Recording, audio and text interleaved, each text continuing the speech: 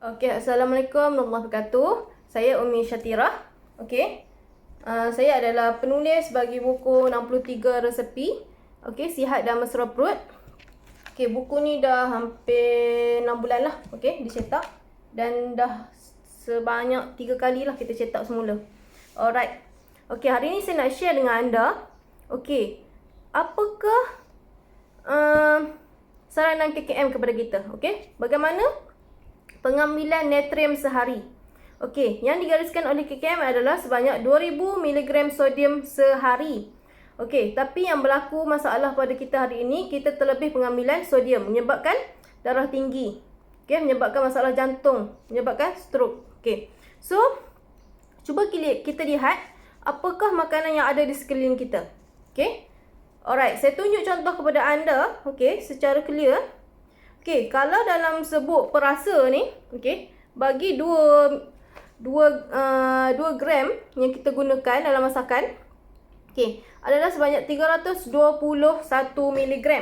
Okey, pengambilan minimum sehari adalah 2000. Okey, yang tadi satu kali pengambilan adalah sebanyak 321.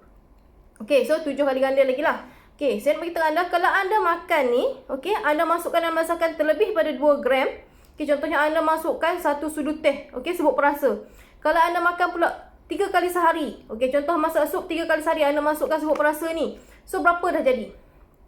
Okey, 900 gram dah. Okey, selepas itu anda makan lagi garam. Okey, ni contoh garam ah. Okey, ni garam. Okey, ni garam bukit lah. Okey, so anda makan lagi garam. Okey, garam kuantiti maksimum adalah 1 sudu teh, tapi campur lagi natrium dalam serbuk perasa ni dah jadi berapa dah? Okey, so dah overdose. Alright. So sebaiknya nasihat saya bagi yang dah ada masalah darah tinggi, bagi yang dah berusia lebih daripada 40 tahun, nasihat saya adalah elakkan serbuk perasa di pasaran. Okey, elakkan pes yang menggunakan Ajinomoto. Okey, Ajinomoto ni sendiri kalau kita makan berlebihan memang akan sakit kepala. Okey, itu normal. Apa jadi kalau kita makan Ajinomoto? Okey, apa jadi kalau kita tak Ajinomoto pada rumput? Rumput pun mati kan? So sebaiknya elakkanlah penggunaan Ajinomoto. Okey. Sepanjang pengalaman saya dalam bidang rawatan, okey, saya banyak merawat pesakit, okey, di dalam bidang alternatif ni. Okey, saya banyak memantau kesihatan perkembangan pesakit, okey. Dalam program sembuh gastrik sebulan kita pantau.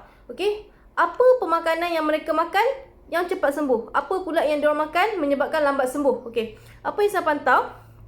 Okey, bagi yang masalah jantung berdegup laju, okey, bagi yang ada masalah saraf, sekejap sejuk, sekejap macam tangan jadi keras, jari jadi keras, okey, susah nak bergerak, tak boleh angkat tangan, okey, bagi yang cepat kembung, loya, bagi yang sakit kepala, okey. Semua ni saya lihat kebanyakan suka makan makanan kedai. Okey. So apa berlaku bila kita suka makan kedai? Sebab kita terlalu sibuk bekerja. Okey, apa jadi adalah kita akan dapat masalah tadilah. Walaupun kita dah buat rawatan, walaupun kita dah buat urutan, walaupun kita dah kontrol kita punya makan, tak makan pedas, kita dah jaga pantang.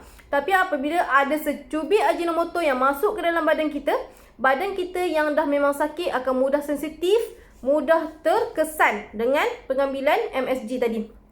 Alright. So, apa jadi? Walaupun dah rawat, jantung laju, okay, so walaupun kita dah rawat, jadi lambat sembuh. Okay, kita tak nak lambat sembuh. Okay, jadi macam nak cepat sembuh? Okay, solusi dia adalah, okay, kita kena elak semua makanan yang ada pengawet. Okay, kalau kebanyakan makanan yang keluar daripada kilang adalah ada pengawet, penstabil dan banyak bahan pewarna perasa tambahan. Okay, contohnya apa dia? Okay, sodium benzoate. Okay, kenapa kita asyik berfikir terlalu hyperaktif? Okay, kita tak boleh stop, tak boleh tenang sebab apa? Sebab kita ada ambil sodium benzoate. Okay, sodium benzoate ada dalam mana? Okay, dalam makanan kita, dalam minuman kita. Okay, kebanyakan makanan dalam tin. Okay, so begitulah anak-anak kita pun. Kenapa anak jadi terlalu hyperaktif? Okay, sebab apa? Makan coklat yang ada bahan perisa tadi. Okay, jadi tolong elakkanlah. Alright. Okay, banyak lagi sebenarnya bahan perasa yang berbahaya dalam makanan, antaranya sodium nitrate lah. Okay, bahan pengawet lah. Okay, sorry. Dia boleh menyempitkan pembuluh darah. Okay, so bila sempit pembuluh darah akan menyebabkan tekanan darah meningkat. Okay, saya nak share sikit macam mana nak bezakan antara tekanan darah tinggi disebabkan gastrik ataupun disebabkan adalah memang ada masalah darah tinggi sendiri. Okey. Perbezaan dia adalah kalau darah tinggi disebabkan gastrik ataupun anxiety, yang berkaitan dengan masalah sistem penghadaman, tekanan darah anda tidak akan stabil. Maksudnya sekejap tinggi, sekejap rendah, sekejap tinggi, sekejap rendah. Maksudnya dia apabila panik sahaja baru akan meningkat. So, apa yang beza dengan orang yang betul-betul ada masalah darah tinggi adalah tekanan darah tinggi dia sentiasa tinggi, straight tinggi, dia tak ada turun. Dia memang straight tinggi je. Itu yang beza antara orang yang betul-betul ada masalah darah tinggi dan masalah tekanan darah tinggi disebabkan gastrik. Itu perbezaan dia. Alright. So kalau kita betul-betul nak sihat, elakkan, pengawet di pasaran. Elakkanlah sebut perasa, MSG apa semua tu. Satu lagi saya nak beritahu, kebanyakan rempah-rempah yang kita gunakan untuk masak kurma, masak kari, masak sup, serbuk-serbuk tu, kebanyakannya ada rempah yang bersifat panas. Contohnya apa? Lada hitam. Lada hitam ni lada putih. Di Kulusa kita menggunakan lada putih, tapi kebanyakan serbuk perasa kebanyakan rempah-rempah masakan di pasaran menggunakan lada hitam. Menggunakan kayu manis, terutama bagi masakan kurma. Memang ada kayu manis. Bagi gastrik, kena elakkan sama sekali lada hitam, kayu manis. Itu sangat panas. So, apa jadi apabila kita makan makanan yang ada lada hitam, kesannya adalah kita jadi terlalu panas. Perut kita sudah radang, dah panas. Tiba-tiba kita makan lagi makanan yang panas, rempah-rempah yang panas seperti lada hitam semua tu, kayu manis, So, sebenarnya kayu manis, lada hitam ni adalah makanan untuk meningkatkan metabolisme. So sangat sesuai untuk orang yang nak kuruskan badan. Saya ada belajar juga cara-cara untuk buat minuman untuk kurus. Memang kita masukkan lada hitam, kita masukkan kayu manis, Tapi bagi gastrik tidak sesuai sama sekali. Sebab apa? Badan kita dah terlalu lemah, So, kita tiba-tiba badan kita jadi terlalu panas, Tekanan darah kita meningkat, apabila kita makan rempah yang terlalu panas, So, kita jadi pening lah, pening melayang semua tu, So, untuk elak semua-semua tu, kalau boleh elakkanlah rempah-rempah yang bersifat panas, Antara rempah yang boleh digunakan adalah lada putih, cengkeh boleh guna, bunga lawang boleh guna, So, kalau boleh waktu sakit ni elakkan garam putih, Kita gunakan garam bukit lah, Sebaiknya gunakan garam bukit lah, Sebab apa? Garam bukit ni lebih tinggi kandungan garam mineral, Badan kita jadi panas sebab kurang garam mineral, Garam mineral ni fungsinya adalah untuk menyejukkan badan juga, So, bagi anda yang selalu panas perut, so saya syorkan, ambil satu gelas air, Kalau boleh yang satu, ambil satu botol lah, lebih senang lah, 1.5 liter air. Masukkan garam bukit ni. Kalau boleh masukkan lebih kurang separuh sudu teh sahaja. Alright. So, dia akan bantu untuk sejukkan perut anda lah. So, kalau badan panas, selalu perut jadi susah tidur, So, simptom panas tu anda kena banyak masukkan, garam bukit dalam air yang anda minum lah.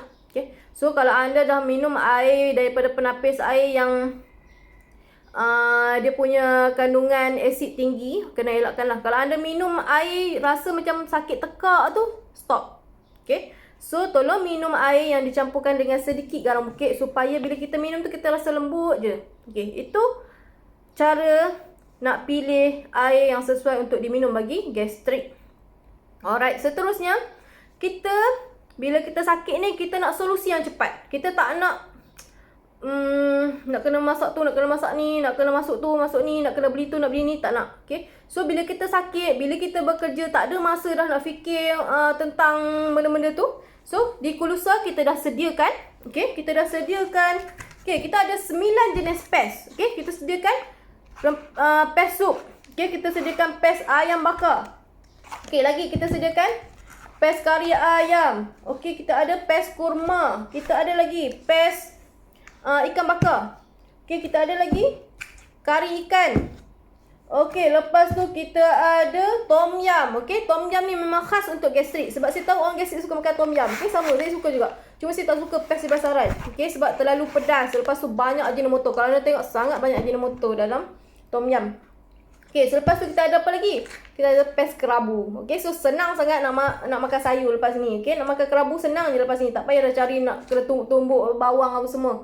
Okey, kita ada satu lagi kerisik. Okey. Sebab apa kerisik saya buat juga? Okey, sebabnya nak hasilkan kerisik tu bukan senang lah. Kita nak kena goreng dulu sampai pecah minyak. Lepas tu nak kena tumbuk dengan lesung. Nak tumbuk tu lama pula kan.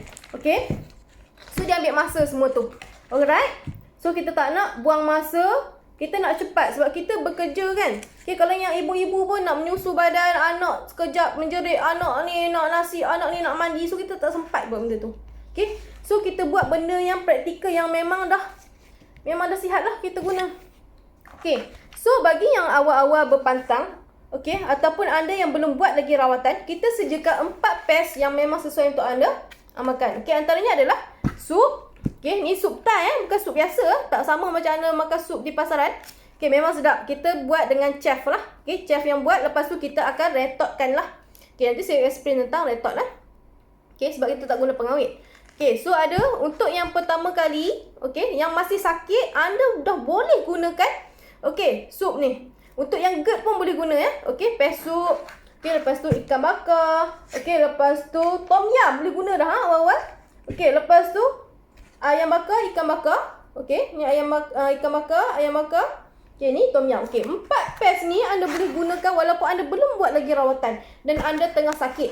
Okay, yang ni set basic lah yang wajib anda ada untuk anda yang masalah gastrik lah. Okay, gastrik, GERD, anxiety semua boleh guna.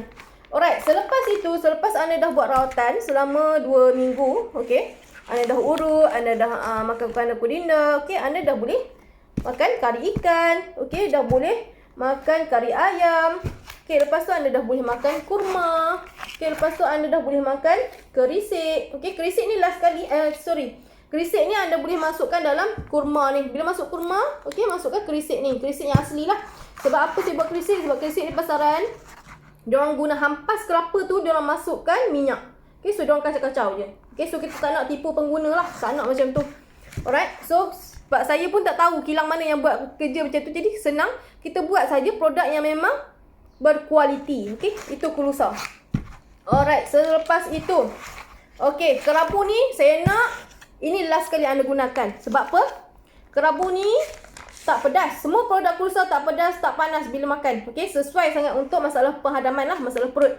Okey, cuma yang kerabu ni saya buat dia sebagai yang terakhir untuk nak makan. Sebab apa? Saya letakkan sedikit belacan lah. Okey. Sebab apa? Kerabu ni kalau kita makan tak ada belacan memang tak sedap. Okey. So, di Kulusa ni cara berpantang adalah berpantang sampai betul-betul jadi manusia yang normal. Okey. Orang normal boleh makan belacan. Okay, so saya nak anda apabila anda sakit, anda aim. Anda kena ada matlamat, kena ada goal. Kenapa aku nak cepat sembuh? Sebab aku nak jadi manusia yang normal. Boleh makan belacan, boleh makan cili. Kita tak nak selamanya kita kena berpantang. Okay, so anda set goal. Okay, selepas 2 bulan buat rawatan, aku dah boleh makan kerabu ni. Okay, so dah boleh potong-potong sayur, campur je dengan kerabu ni. Siap. Sangat cepat. Alright. So nak makan kerabu tak perlu tunggu pun hujung minggu baru boleh makan. Alright. Okay. So apa kelebihan kita punya pes ni?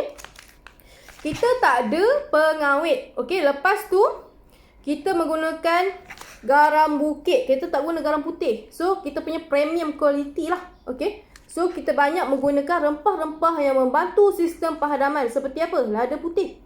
Lada putih ni adalah paling killer sekali. Paling bagus sekali untuk merawat sistem